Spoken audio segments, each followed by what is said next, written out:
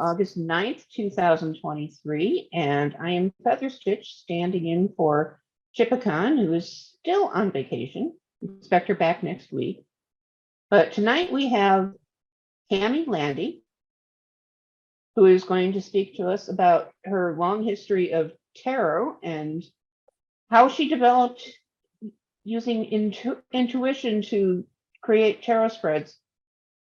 So since I'm not the one who knows the subject, I'm going to turn right over to Tammy and say, go ahead. All righty. Hey, so my background is elementary education, and I've taught craft related subjects as well for a number of years. So I'm struggling with, we only have an hour and this is a discussion group more than a lecture. So if I'm lecturing too fast, somebody yank on my braid and tell me to slow down. I think I mentioned for the bio, I started learning tarot when I started high school in grade 8. So it's been with me a while, and I keep picking up new ideas and new approaches. And there's some really amazing resources out there. And I think, so the first tarot book that I remember reading was Eden Gray's introductory tarot book. I can't remember the actual title. It just says tarot, something, something, something. And of course, that teaches you, among other things, the Celtic Cross reading, which everybody knows. And I shrug and say, yeah, it's neither Celtic nor an actual cross, but there you go. So that beginning and the fact that, that beginning references the Rider-Waite-Smith deck. So those are the sort of standard starting points that most of us have in common. Yes, thank you. No, Pictorial Key to the Tarot is Waite. Eden Gray is a different title, I believe. But anyway, yes. I didn't see Waite until much later. So, but those commonalities, that place where most of us have started, influences the conversation. And you can be a really, really, really effective reader and never go beyond that, live with it forever. Or you can start with from somewhere else entirely or nowhere at all and be really effective. Starwolf, was that a raised hand or is that a stretch? You're muted. No. Okay. So I think I'm going to put this in the messages as well. Some of my favorite sources would be Mary Greer. That was an extra E there. One of the books that is, I think, most relevant to what we're doing today is 21 Ways to Read a Tarot Card. And if you look online, I wish she would publish a book for Gina Lamont, who is also known as Mama Gina. She's a wonderful pagan folk singer who teaches really great stuff on tarot and on Kabbalah. So, Are you okay? They're there. Yes. Who's the author of 78 Leaves of Wisdom? I don't have a copy of that with me. Does anybody remember? I'm afraid I don't know. I think that may be Rachel Pollack. Yes, I think you're right. Wisdom. Oh yeah, sorry. And let me grab a couple of other books that I meant to have with me and left on the other side of the Annie, what are you doing? Sorry. Okay. Annie, move. I love you. Move. Here's another one. Complete book of tarot spreads. Darn it. It's not mirrored. I see it perfectly Annie. well. Oh, good. Okay. There you go. Yes. Author is Evelyn Berger and Johannes Feiberg. And oddly enough, the For Beginners series of books tend to be really good. And here's one on tarot reversals. Oh. And which is, the author is Lisa Robertson. Mary Greer also has a book on dealing with reversals. So there's a quick set of resources. I wouldn't call it a bibliography, but it's a start. And what else? So one of the things that we work with a lot in particularly, okay, I want you to go away. There we go. Doing two things at once, technology is not what I do best. We work a lot with the concept of number. For what it's worth, Pythagorean numerology is not actually, does not have anything to do with Pythagoras. The woman who created it was really interested in the sort of vibrational power of color and sound, and she loved the idea that it related to Pythagoras, but it's really effective stuff. So let me see if I can, oh, come on. Is that the one I want? I think it might be. Let's see if we got it. Do you see a thing with number and Pythagorean numerology? And Yes. good. Okay. Let me see if I can make it bigger. Yay! There you go. There we go. All right. So the reason I made this as a slide is so I don't spend a lot of time on it. Please feel free to take a screenshot if this is a new idea to you. But basically, as you look at the minor arcana, you can look at these generalities and say, well, in general, what do you do with an ace? In general, what do you do with a 10? And so on. And from there, we get the generalities as it applies to tarot. So, okay, ace, one, beginning, force, first masculine, big bang, blah, blah, blah. Two, first feminine, the shape of the crescent moon or horizontal line. Sorry, one is, of course, a vertical line. A sense of balance, form as balancing force, receptivity. Well, how does that apply to tarot? Well, in each suit, you're going to see some of that reflective. Well, the aces are the pure element, the new beginning. The image is something that is just the element. So a chalice sticking out of a cloud, or, you know, a wand covered in flames, or whatever you've got.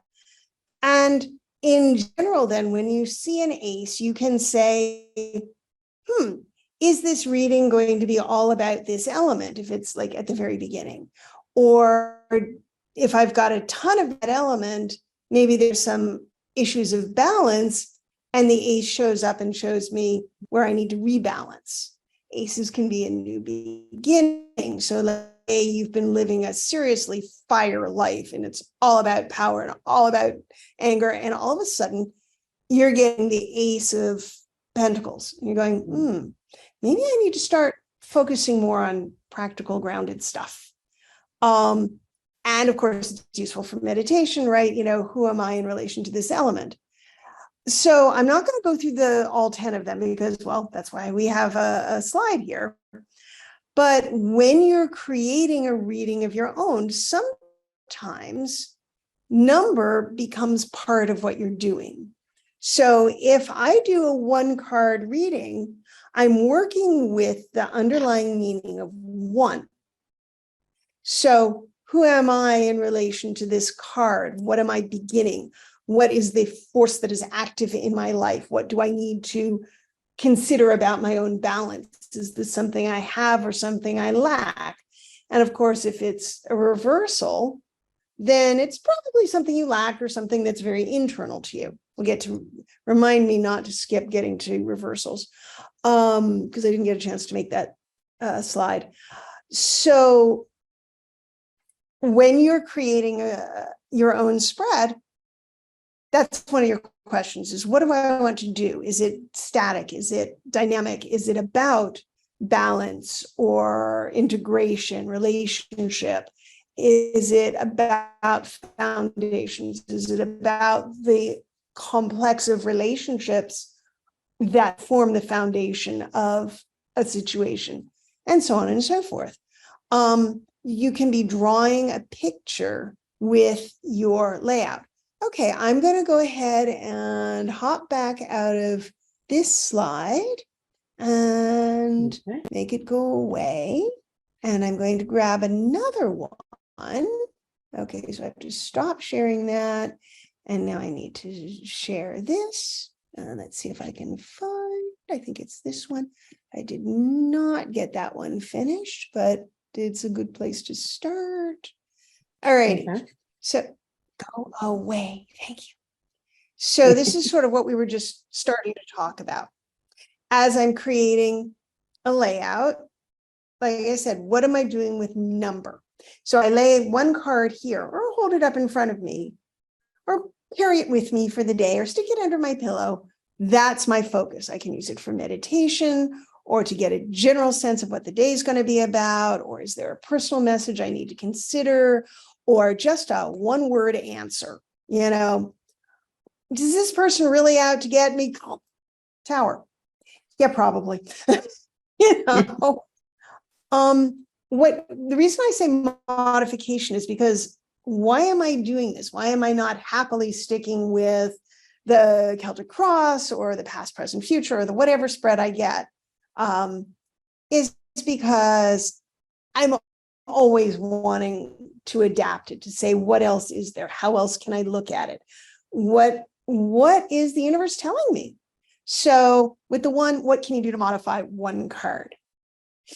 You can use it to start a larger reading. Really, what do you want to tell me about this tower card here? You can carry it with you and keep looking at it through the day. You can look at it sideways or upside down and see what other images in it leap out to you. Sometimes when you're doing a reading with one card, it's not the thing in the middle that's important. It's something in the background that suddenly jumps out and says, have you thought about this? So 2 cards, again, pretty straightforward, right? You got 2. They can be next to each other. They can be one above the other. They can, you know, face each other, but they're pretty much right there. And then you've got one other option, which is to cross them. So that would be looking for a challenge or a catalyst or a way that 2 facts are creating a spark or friction between them. So I'm going to use 2 cards if I want a coin toss. Pro, con. What's the good about this? What's the bad about this? Do, don't do. Or a relationship, self and other. You know, which is me and which is the other person? And are we going to be supportive or are we going to be conflict oriented? For what it's worth, I've never been much for astrology. It's just not my strong suit, pardon the pun. But the more I get into tarot and other forms of divination, the more I want the language of astrology, because I can, and in this idea of 2 cards, I can approach that. So are these 2 cards similar enough that they are, you would say, in their own house? That is, they fully reinforce each other. Are they well enough disposed to each other that they are reinforcing? Are they moderately detrimental so that they weaken each other? Or are they an absolute conflict? You know, until you resolve the conflict, you're not going anywhere. Those are the essential dignities of any 2 signs in a reading. Anyway, so what can I do to modify a pair of cards if I'm only working with 2? Look at what happens if I reverse one or both, change the orientation. What happens if they're next to, above, below, further apart, crossing, whatever, and look at where those changes in orientation change the result of that reading such that I can look at changing that in my life. With these really, really simple readings, I'm not adding more cards. I'll get to that almost immediately. 3 cards. Okay, that's really common. Past, present. I have a question. I want to know where I'm at now. How did I get here? Where am I going? Body, mind, spirit. I have a situation. How is it influencing those 3 aspects of my life? It becomes the first good layout for relationships. And it's funny because, again, going back to Pythagorean numerology, 3 is that first joining of masculine and feminine. The first descendant is another way to look at that. And here we are going, self-other relationship. I can put it in a triangle, say, me, you, and the relationship. How can I modify it? I might end up putting one in the middle that says, how is this relationship dynamic? What is the factor of change? What if I rotate them? What if I change the orientation so I have upright, crossing, and what else? Or upright, crossing, and future, or however you want to look at that. So where am I going with this? I'm going with the fact that once you have an idea of what you want to do, you can now change it any way you want. It's yours. And if you're reading for somebody else, that's where the intuition comes in. And I'll get to that in a little while. Feather Stitch, would you please act as timekeeper for me and let me know, like at every, say, 15 or 20 minute point where We are at the first 15-minute now? point then. Oh, we're at the first 15. Yeah. All righty. So anyway, what else can you do with a 3? 3 is a magic number. Yay. So you can play with 3 of 3s. So for each of those 3 cards where I've said self, other, relationship, now I can lay on them, well, what is the past, present, and future of myself in this relationship, the other person in this relationship, and the situation? How is it physically, mentally, or spiritually influenced? Or so I can create a fractal. 3s of 3s of 3s of 3s. Don't make yourself crazy. At some point, you're going to run out. What else? 3 pairs. So for each of those individual cards, you can now apply your 2 approach and say, well, is there a pro and con? Is there a active and a crossing or catalyzing factor for each of these primary 3 factors? So, and I'm sorry, I only got as far as 4, and this would probably be better if I were showing you like with a live deck, but too late to make that. I think we can start to extrapolate from there. Yes, absolutely. But some of them are fun. The way I got into this whole idea of creating, I'll make this go away if you have already gotten what you need out of it. Go away and stop sharing. Okay. Hi. Alrighty. So the way I got into this whole idea of intuitive readings is if you lay 2 cards and then 2 cards, so 1, 2, 3, 4, you've created, you can go in so many directions because now you can look at the relationship between any pair. And again, you can apply the whole essential dignities. Diagonally, are these cards reinforcing or reducing or in conflict? Do we have alliances between here?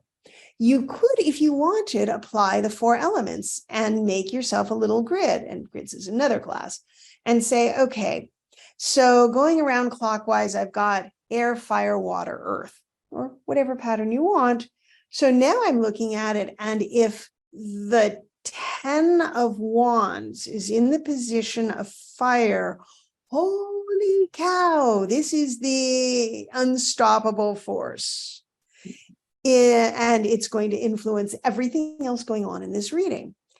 If the Ace of Cups is in the place of fire, you got some steam going on. And then the other cards are going to give you an idea of, is it steam power? Or is it dousing the fire? Is it creating a boil? What are you doing with this? And so all the cards become in relationship. Again, you now have 1, 2, 3, 4, 5, 6, at least 6 combinations of relationships there.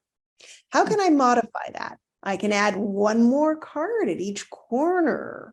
So I can say, well, what else do I know? What reinforces and what contradicts? I can put 1 in the middle and say, so I've got these 4 factors, and what's the thing that unifies them? I would say you can also do corners. So 1, 2 at each corner. So now you have 4 plus 8. I love the number 12 because it has as many different factors as you could possibly have. So you can play with this corner. What's it telling me? What's its relationship? But also now you have enough cards to start asking about choice points.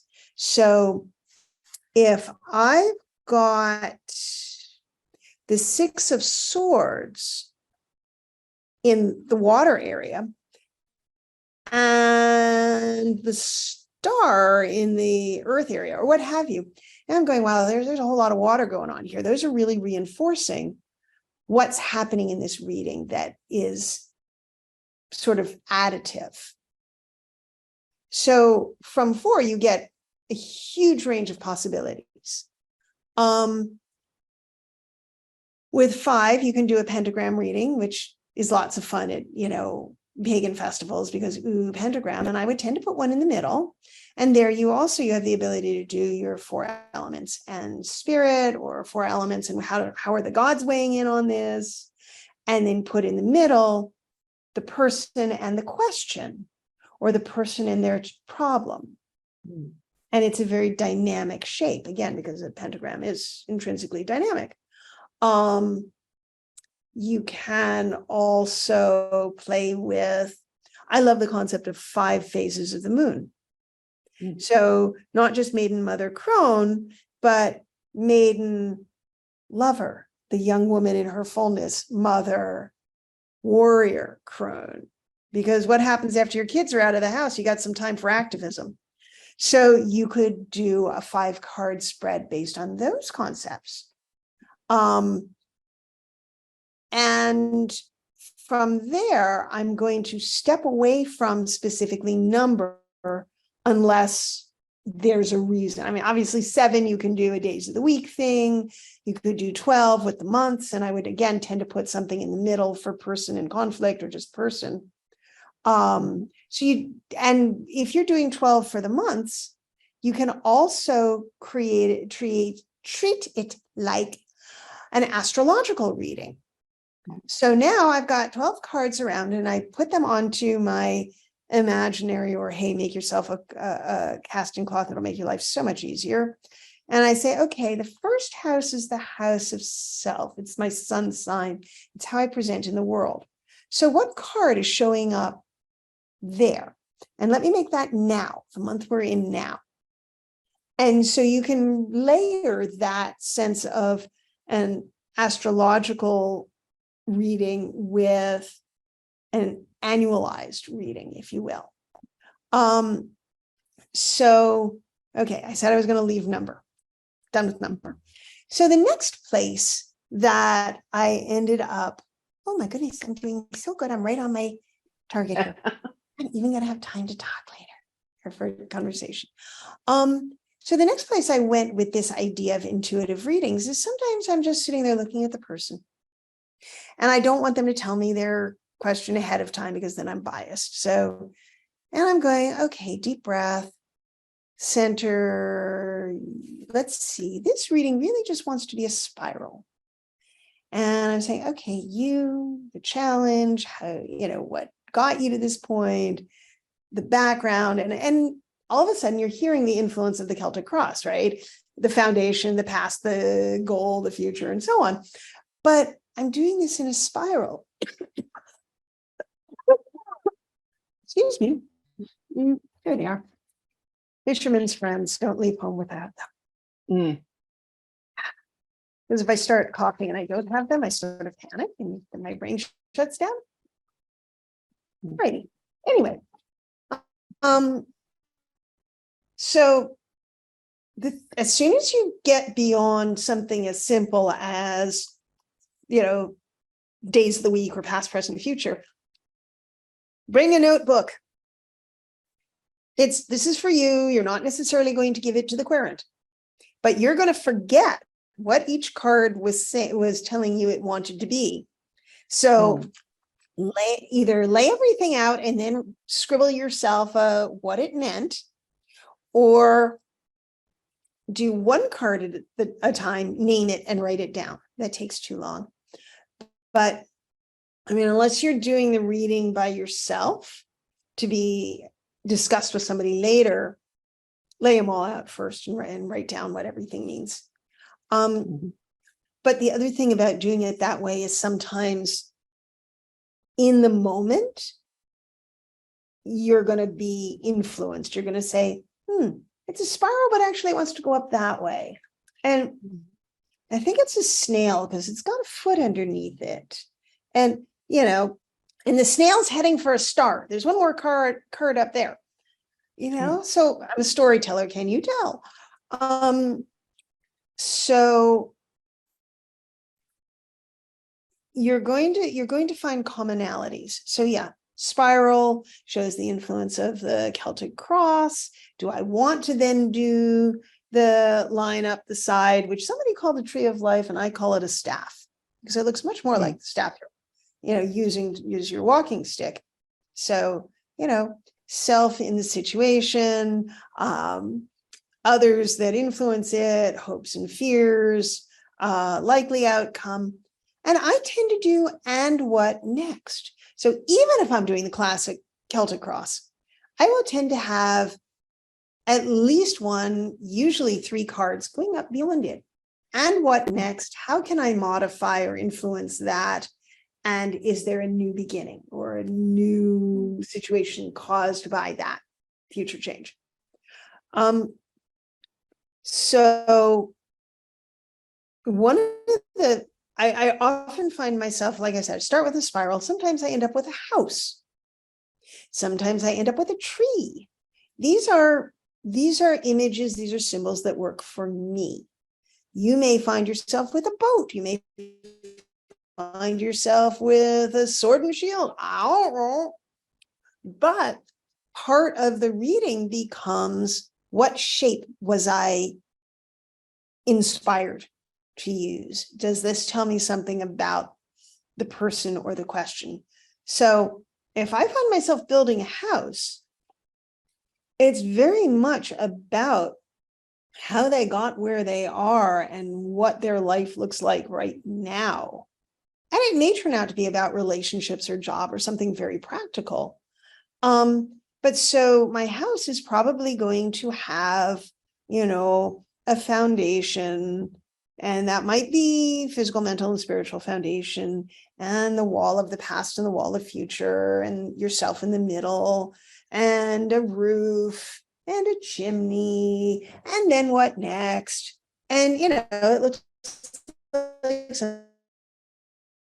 Well, we are all our little kindergarten selves at some level. That's part of what we're doing here is symbolic thinking. So one of the advantages to writing this stuff down, and this is in my long-term, if I ever get around to it, goal would be to actually put together a little book or grimoire, and then maybe even publish something about creating different spreads and looking for the commonalities in your own personal pattern, because that becomes useful. All right. Keep pushing me. Because I won't do anything unless somebody's waiting for it. I am such a procrastinator.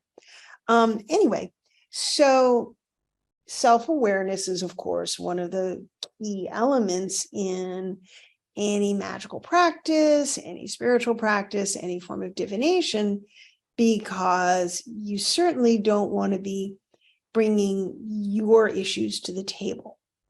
It may be instructive to tuck it in the back of your head that, gee, I keep getting people with questions about radical changes in relationships. Have I been thinking about the health of my own relationships lately? The gods send us useful bits. And it's also true if you're doing healing work. I have chronically bad knees. It's amazing how many people have come to me with knee issues. Don't let their knee issue catalyze your knee issue, but it can be influential. Anyway, so let's see, where do I want to go with that? So shape. Yeah. The shape can become part of the reading. Nelson, my husband, has been playing a lot with the Lenormand cards, which are very concrete. Oh, darn. I'll go grab a deck of fun cards in a minute. And they tend to be kind of literal. I mean, the card of the mice is not about you have mice in your basement, but it is about what mice do. They nibble away at the substance of a thing. So similarly, if you find that your reading is in the shape of a tree, what does that tree mean to you in how you're describing the reading? If it's in the shape of a boat, is it about where you're going and where you're coming from, or about the water supporting it, or about finding ways that the person can row their own boat? I'm all about choice points. This is not, oh my God, the gods say I'm going to die. There's nothing I can do about it. Yeah, right. We're all going to die. Get over it. It's about, you have a situation and you have questions about that situation. Where can you influence it? Where it's your situation, what can you do? So if I'm using the Celtic Cross reading, I may find a choice point at the card of the future, or the goal, or the influence of others around me, or anywhere. So those are places where you can expand on your reading. You can add a card. So you're going along and you made a house and it's got a chimney and you're going, there's something on top of the chimney. I'm going to put a thing. What is blocking the smoke from getting out and causing you to choke? And what can I do to remove it? So that intuition, again, dynamically adding cards where you feel they will help. Write it down. It wasn't in your original concept. It's new, it's unique, it may never be there again. Write it down. Thank you. So once you've finished the reading and you've told the person about it, and I usually say, hey, take a photograph of this so you can go back and look at it later. If you're also a reader, you can read it for yourself. Take a picture of my horrible scrawl if you can read it to figure out what each of these cards meant. Off you go. But then I'm going to say, and there are readers who say, don't ever do this, and I'll get to that in a minute. I will say, okay, is there anything you would like further clarification on? And they may need clarification on the foundation card. Who is this person and why were they foundational to where I am now? Doesn't happen often, but I could see that happening. Any card in the reading, they can say, I need some clarification here. And then you're going to go, okay, let's clarify it. Let's add one more card. Does it need a crossing card? Does it need an extension? What happens because of this combination? So now your nice, tidy little, 1, 2, 3, 4, 5, 6, 7, 8. Your little 8, 9, 10 card tree or house is now a squashed spider, to quote Auntie Arwen, of 25 cards. Make sure you've been writing things down. But each of them has a purpose there. I can't imagine a situation. I've never had a situation where I've removed cards. But it's not impossible that I might at some point say, this set of 4, that's its own situation. I'm going to make that into a reading and build around it. Okay. Don't be afraid to be creative. That's what we're doing here.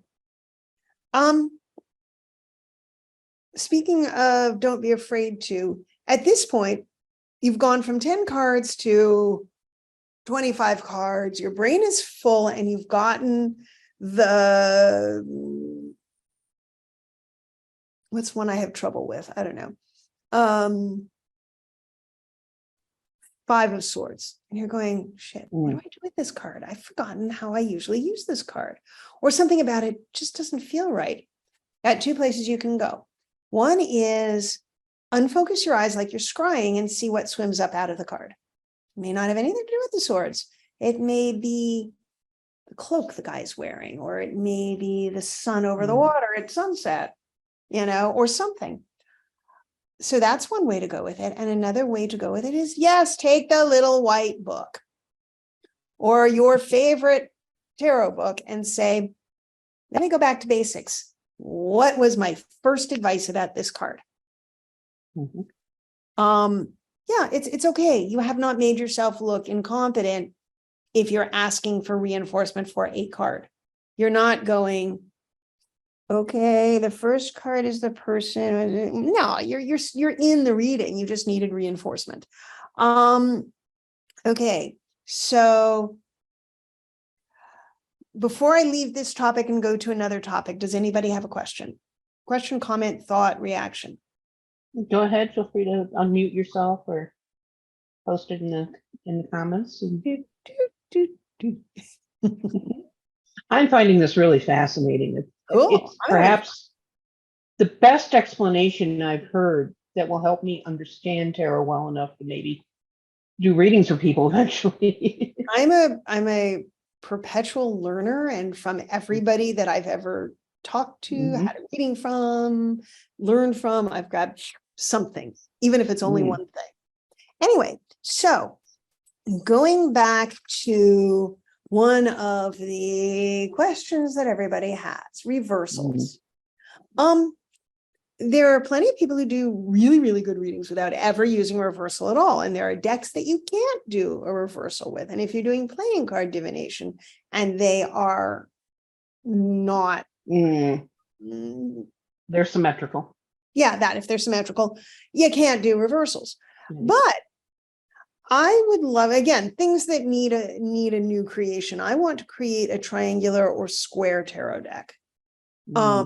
Because, okay, divinatory meaning, everybody knows roughly what it means.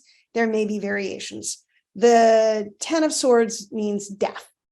Okay, what's dying? Is it a person? Is it a situation? Is it a habit of mind?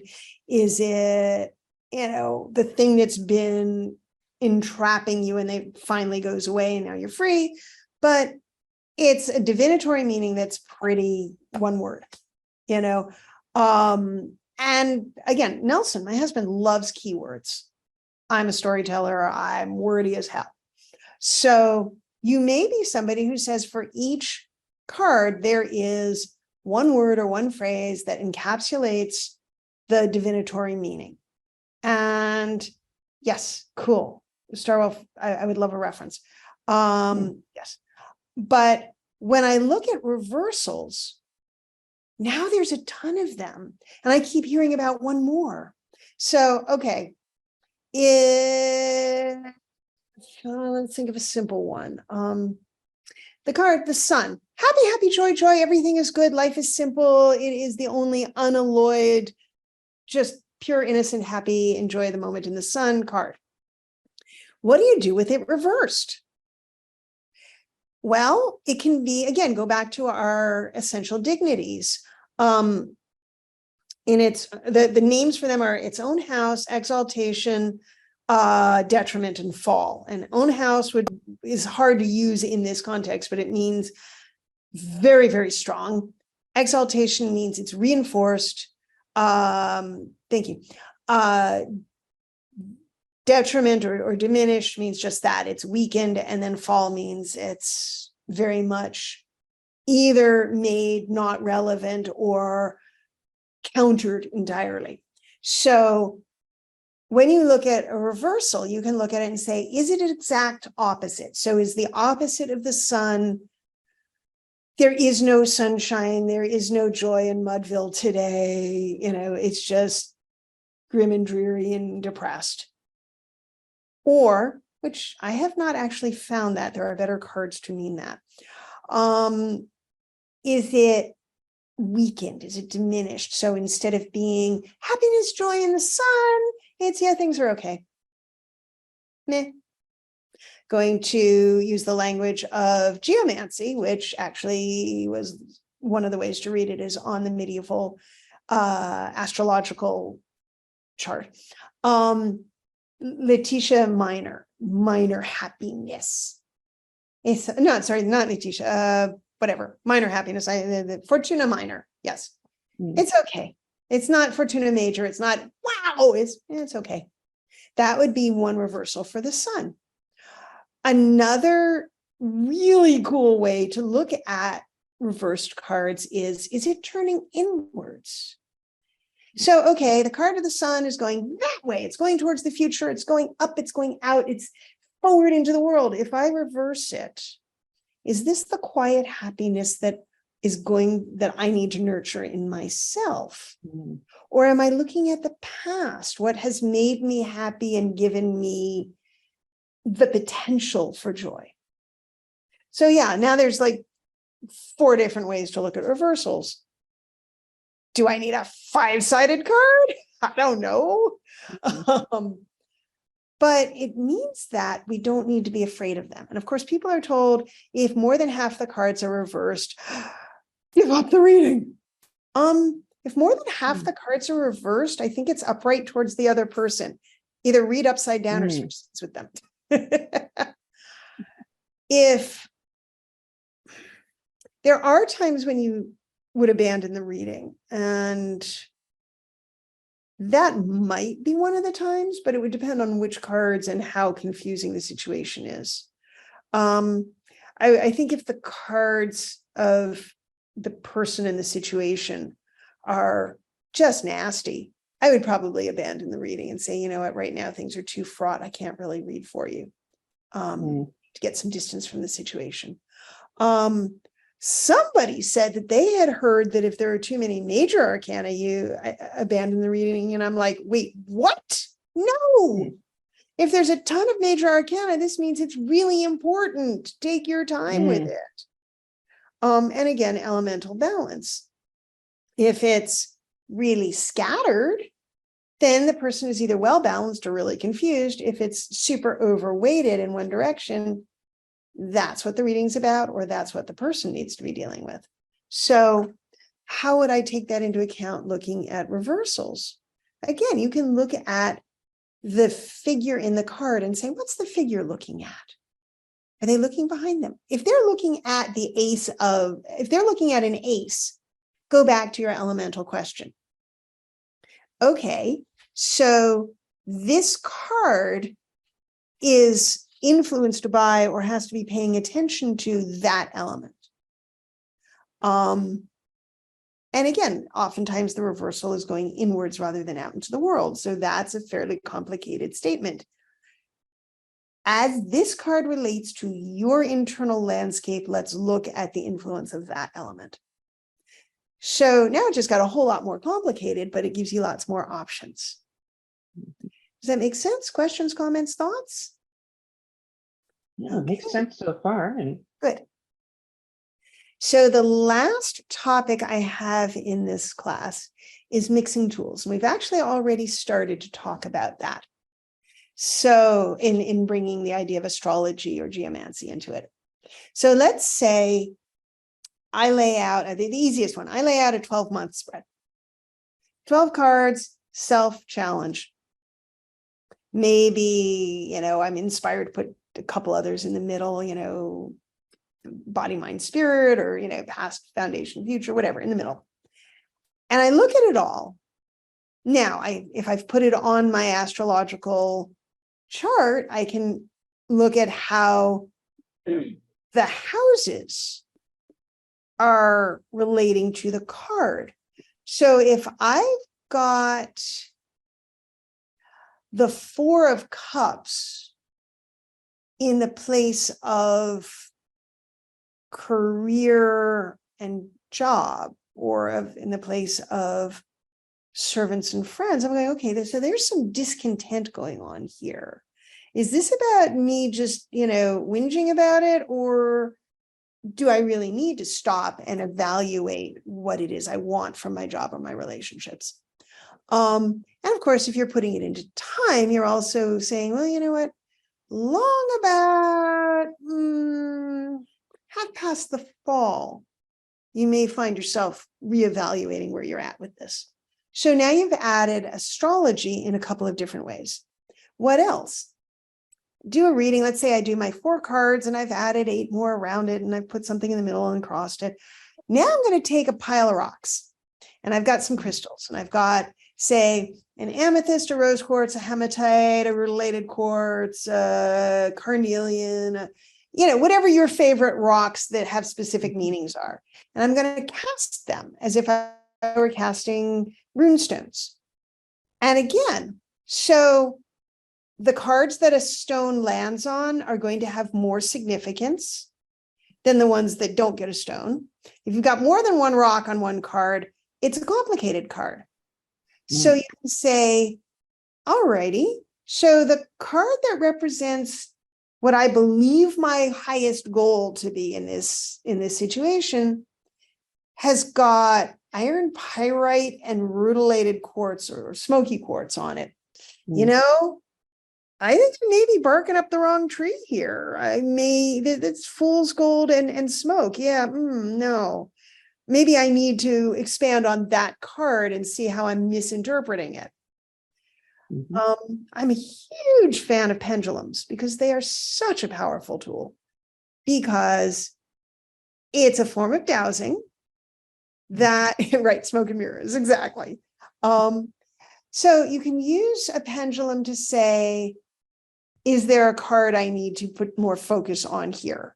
And either it'll go back and forth over the one or the combination that you need to look at, and then you can, fine tune from there. Or I do a lot of sort of essentially map dowsing. So one hand is going over the reading while the other's holding the pendulum, and it will get stronger where I need to have more focus or where the card is most important. It may go backwards where I'm getting something wrong or where it's a problem. It may spin less strongly if there's an eddy, something that just needs to be, that's got a blockage.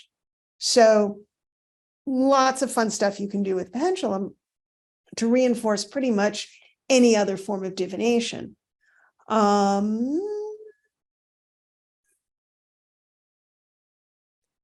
Do I want to go anywhere else with that? Uses of tarot.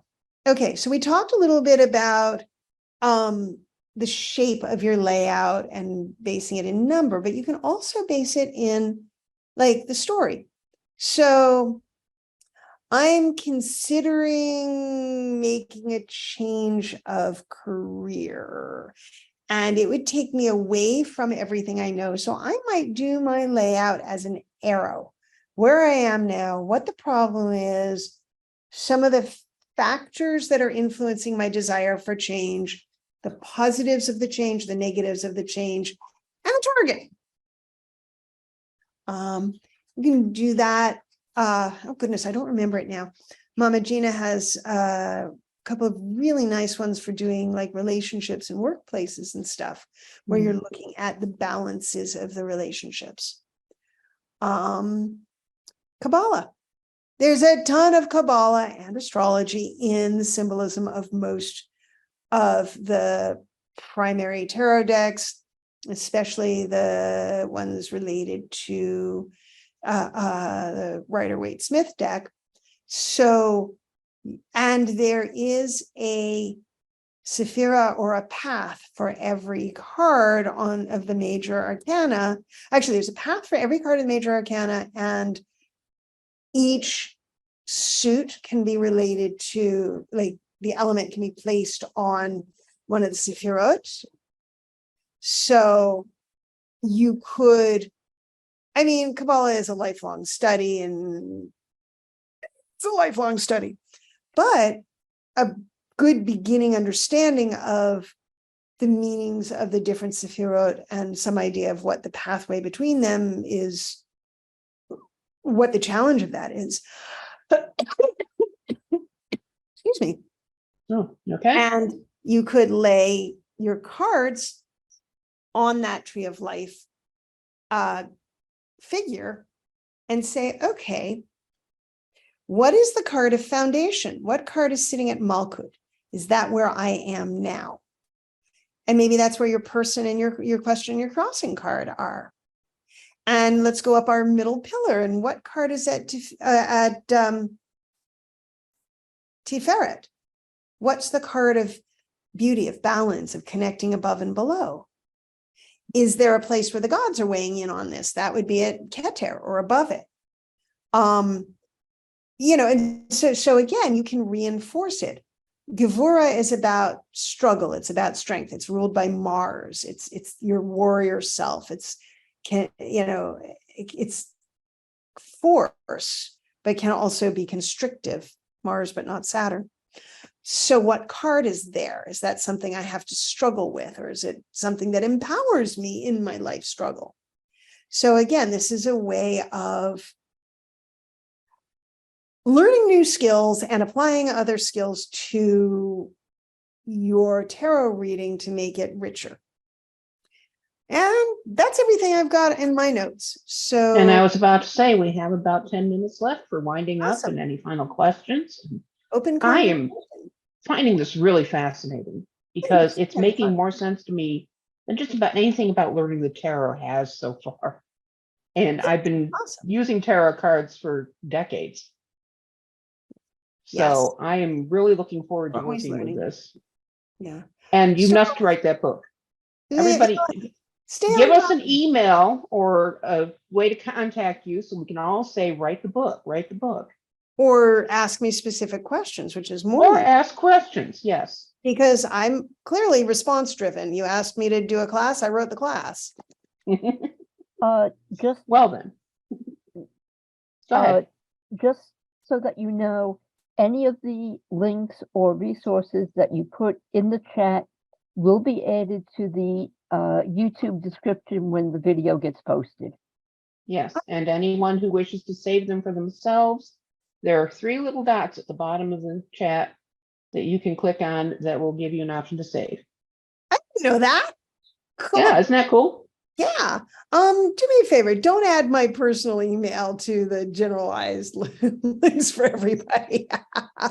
They can ask. That's what Facebook Okay. is for. I mean, Okay. I'm pretty open, but Well, what name are you on Facebook that they can ask you at? Cami Cami Landy, right? Landy. Cami Yes, Landy. okay. And do definitely look up Gina Lamont. And if you do a Facebook search on Gina Lamont Tarot, you will probably get references to her. You may get references to some of her past classes and stuff. Okay. But her music is fun too. She's Hmm. great fun and just very, very clear in a lot of her explanations. Okay. So yes, it has an E on the end, I believe. Ah, Yes, I wrote it somehow down. I heard it in my head that way. Yeah. So yeah, Starwolf, you're saying that the triangular decks are a pain to shuffle. I can imagine.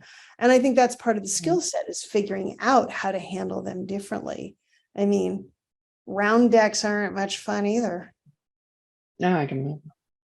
I had little teeny tiny hands, and my dad taught me to play gin rummy with him. And I learned how to shuffle and do the bridge thing with my little teeny whoops, pick up 52. And then one of my first tarot decks was the Thoth deck, which is deliberately bigger than usual. So my Yes. skills came in handy. Mhm. Yeah. So, okay, questions, Right. Well, comments, thank past experiences? you so much My for doing this. I'm hoping we can learn more about it in the future. I have a lot to think about here. Oh, good. And it's an open topic, right? Yeah. I mean, that's the whole point. So if you discover something you think is super cool, please share it. It's like, oh, I never tried that Well, before, and here it is. one day, as I was sorting through all my playing cards and different card games and things like that, and putting them near my tarot, I found a set of cards for, it's a Pipeworks game or something like Waterworks. And I said, okay, I'm going to do a 3-card spread. I'm going to put pipes between them to see which direction they go in. And some of the pipes have leaks. So, there's some kind of critical issue there. And I would lay more tarot cards at the ends of where pipes connected off in a different direction. It was really kind of fun. Absolutely. Yeah. Oh, that reminds me. Let me run quick and grab the deck that I wanted to show you that is not tarot, but is super cool. Mm.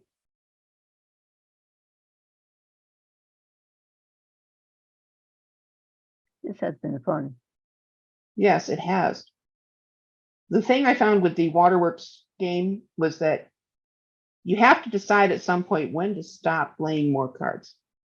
Now, some of the pipes have end caps, so obviously that stops that branch. Okay, so Yes. this thing calls itself the Russian Gypsy Fortune Telling Cards. Okay. I am not sure that it has anything to do with actual Russian gypsies, but the art style is very much based in Russian art.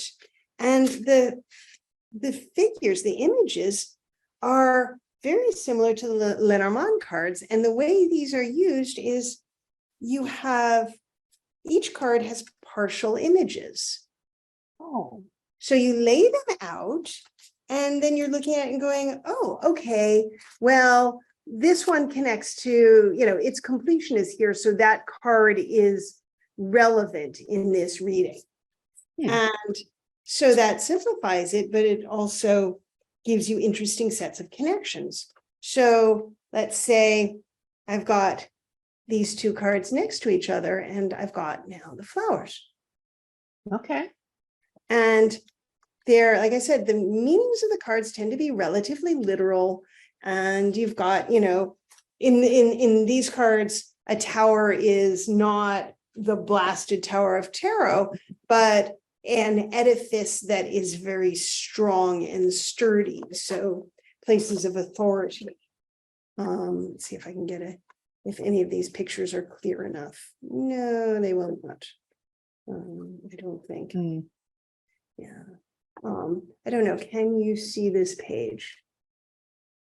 Well, it's always possible to show the speaker as a large image. Do I do that? Do you do that? How do I do this? I think individual viewers can do that. Yeah, do that. And so on this page, the author is talking about directionality and, how she would use reversals, or in this case, 4 directions.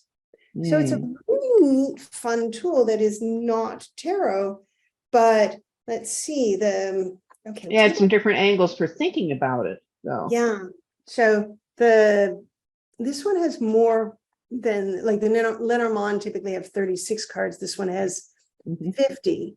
So, clover, well, luck, ship, well, travel, house is like your home, the things that are close to heart. Hearse, yeah, death. Bouquet, marriage, stuff like that. So they're very straightforward. And it's just a really fun approach to these cards, because you're looking at, do they complete, what's near them, what direction are they going in? Okay. I just want to pull that out because it's not tarot, but it's a fun way to look at. Very interesting.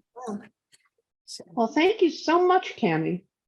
This pleasure. has been one of my favorites, I think, ever.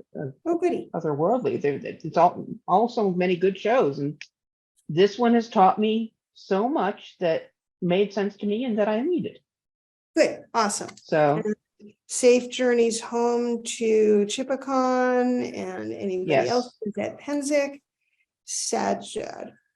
So I will close this out by saying to everyone that and to everyone watching the recording that this is a presentation of Changing Times, Changing Worlds, and we have our conference coming up November 3rd through 5th this year. It's the first weekend in November, and it's going to be live and in person, but there will also be a virtual track for those people who can't necessarily attend. So do go to ctcw.net and check out details about how to register. Well, thank you so much, Cammie. My pleasure. We all need to tell